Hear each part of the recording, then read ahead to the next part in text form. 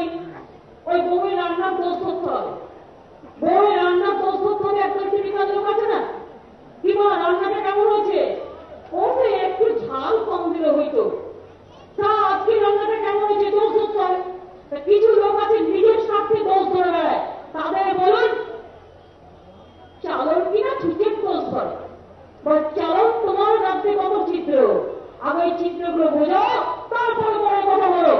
দুটো চ্যানেল করা মানে তার ভগবান নয়, তার ঈশ্বর নয়, আল্লাহ নয়। দুটো কাগজ কি লিখলেও সবাই সমান না, কিছু কিছু ভালো আছে, কিছু কিছু খারাপ আছে, সব জগতে মনে রাখবেন।